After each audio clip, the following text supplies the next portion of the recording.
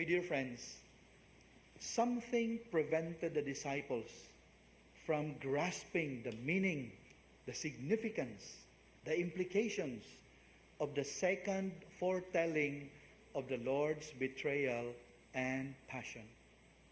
Something blocked their understanding. But the disciples, amazingly, did not dare to ask further explanation from the Lord. Why were they so afraid to ask the Lord for a follow-up question?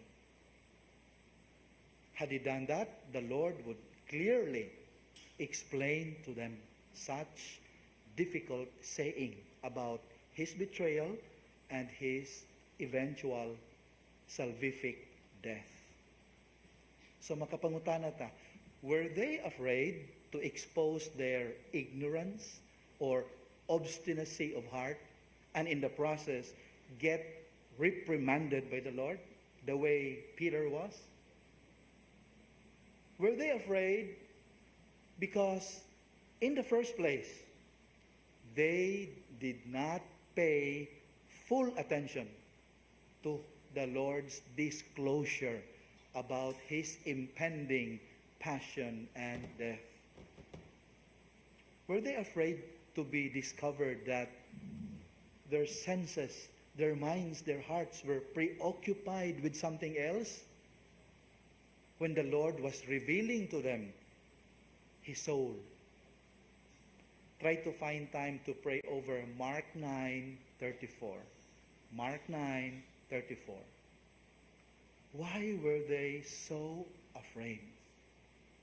My dear friends, we really do not know. We don't have the definitive answer why they were so afraid to ask the Lord. When in fact, in scriptures, the Lord is described as meek and humble of heart. Yet they were so afraid to ask him, why? As I have said, we really do not know. But one thing is for sure, the disciples at that point in salvation history could not yet fully understand the meaning of the Paschal mystery. Why? The Holy Spirit had not yet come.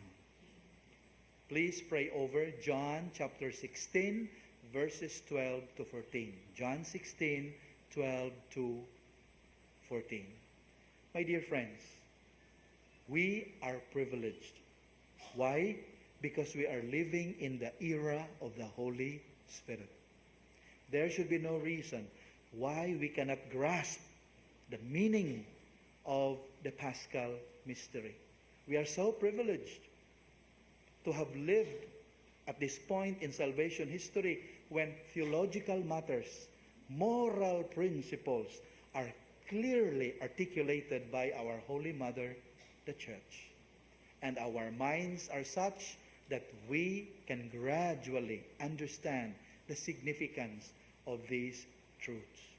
Hence, we need to pray to the Holy Spirit always so that we would be guided in our day-to-day journey in this valley of tears. May the Holy Spirit continue to burn in our hearts so that each time we hear the Word of God, each time we receive the sacraments, we begin to understand God's will for us. Amen.